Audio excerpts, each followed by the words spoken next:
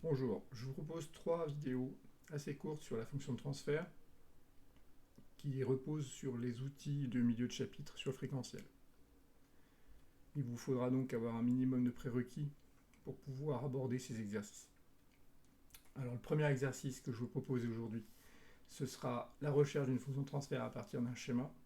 Puis, dans une seconde vidéo, nous verrons comment on peut déterminer l'évolution de la fonction de transfert si on la connaît en basse fréquence et en haute fréquence. Et puis pour finir, détermination de la fonction de transfert à partir des asymptotes d'un diagramme de Bode. Voilà. Nous nous retrouvons donc pour le premier exercice, à savoir la recherche de la fonction de transfert à partir d'un schéma. Rechercher t à partir d'un schéma, ça revient en fait à déterminer la fonction remplie par le schéma. Petit rappel, une fonction de transfert, on peut la symboliser sous cette forme, en indiquant ici que l'on injecte une tension en entrée et qu'on récupère une tension de sortie. Petite remarque secondaire, les tensions ici que l'on applique sont des tensions sinusoïdales.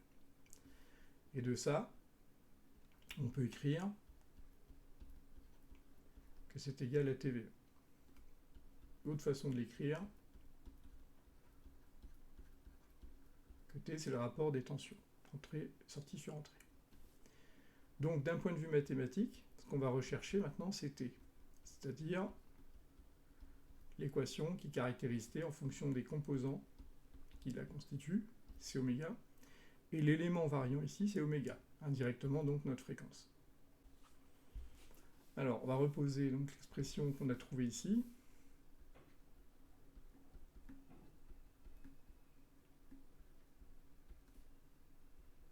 Voilà. Et on va essayer de la retrouver à partir du schéma. Alors ici notre schéma, il y a une particularité, on a une résistance ici qui est en série avec ces deux composants-là en parallèle. Donc on peut redessiner notre montage de façon à ce que ces deux composants-là soient modélisés par une impédance équivalente. Ça donnerait ceci.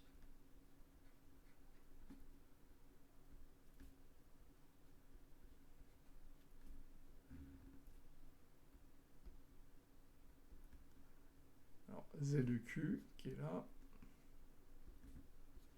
les tensions. Vs est aux bornes de C et aux bornes de R2. Et sur ce schéma-là, on dit que Vs est aux bornes de Z de Q. Ce qui signifie donc que Z de Q, pour nous, c'est l'association de R2 en parallèle avec ZC, l'impédance du condensateur. Et donc, sachant qu'on n'a qu'une seule branche dans ce montage, qui a le même courant qui traverse à la fois R1 et Z de Q, on peut donc écrire que Vs, c'est égal à VE, que je multiplie par Z de Q sur R1 plus Z de Q, puisqu'on a le droit d'appliquer le pont diviseur de tension.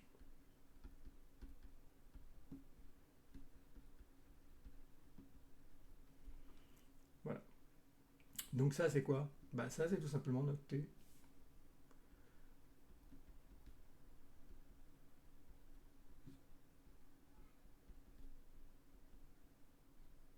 Voilà. Alors, ça suffit pas. Hein. Ça suffit pas parce que nous, ce qu'on veut, c'est finalement voir apparaître aussi R2, C et oméga. Donc il va falloir ici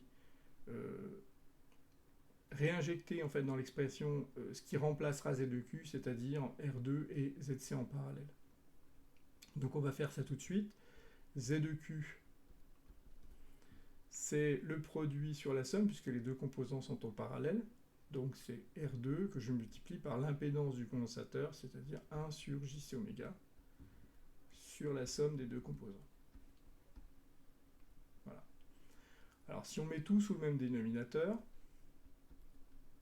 donc ici on a R2 sur JC oméga, et en bas, ce terme-là passe là, donc on va le mettre sous cette forme, 1 plus sur JC oméga. On peut simplifier par JC oméga, et ça me donne cette expression. Voilà, ça c'est donc Z de Q. Alors, on va l'encadrer. Voilà.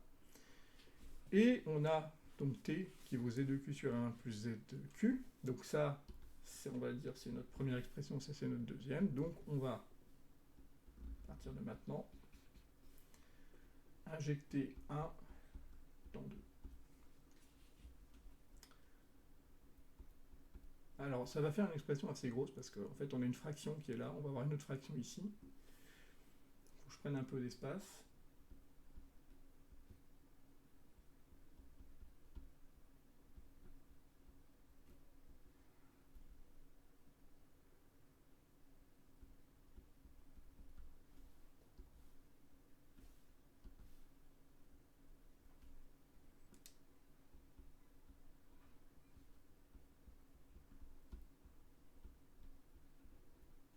Ça c'est un 2.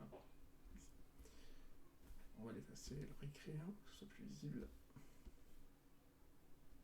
Voilà. Alors, bon, c'est pas terrible hein, comme écriture, donc on va remettre tout sous le même dénominateur. En fait, ici, on n'a rien à faire, c'est surtout en bas qu'on va devoir le faire.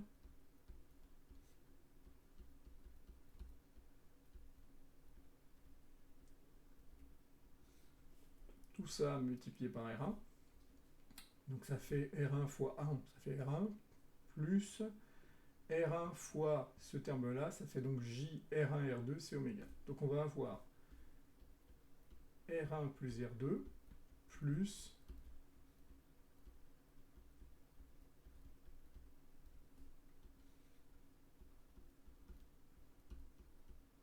bon, j'espère que c'est lisible, parce que ça commence à y avoir un peu de monde. Alors là c'est R2, ici c'est R2, 1. Alors maintenant on peut simplifier par le même dénominateur qui est ici et là.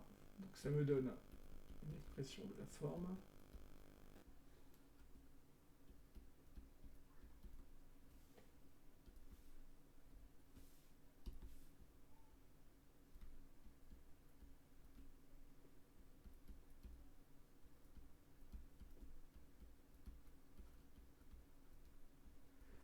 Voilà, alors on pourrait se contenter de ça, mais en fait on ne va pas se contenter de ça. Nous ce qu'on veut, c'est quelque chose de la forme 1 plus j, le terme imaginaire. En fait, la partie réelle au dénominateur doit être égale à 1.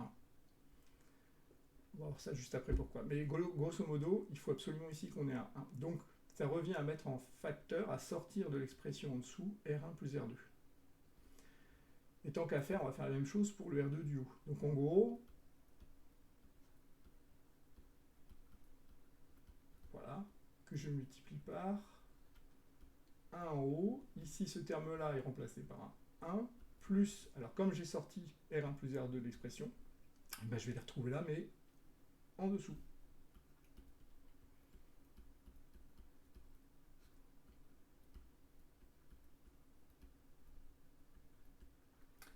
Et voilà, ça c'est mon expression totale de t. Alors on va discuter un peu de ce qu'on vient de trouver, pour essayer d'identifier la nature du circuit. Alors, juste une remarque, on voit que ici, pour l'homogénéité de mon expression, ce terme-là, est-ce qu'il respecte bien ce qu'on connaît déjà des fonctions de transfert, à savoir est-ce que la partie imaginaire ici, tout ça là, tout ce qui est là, c'est bien des ohms par des farads. Et effectivement, en haut, j'ai des ohms carrés sur des ohms, donc ça devient des ohms multipliés par des farads. Donc apparemment ici, ça a l'air d'être correct en termes d'homogénéité de mon expression. Voilà, donc là, on a notre fonction de transfert. On a, au numérateur, on n'a pas de partie imaginaire, donc T,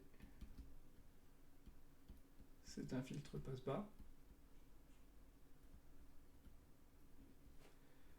Avec une expression générique qui vaut T0. Ça, c'est l'écriture habituelle. Et T0, c'est quoi? Bah, tout simplement, c'est ce terme-là.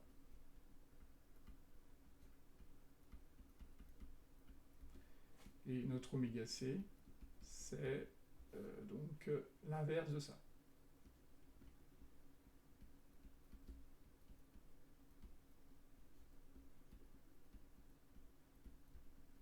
Voilà. Ensuite, on peut faire une application numérique. Imaginons qu'on nous donne les composants suivants.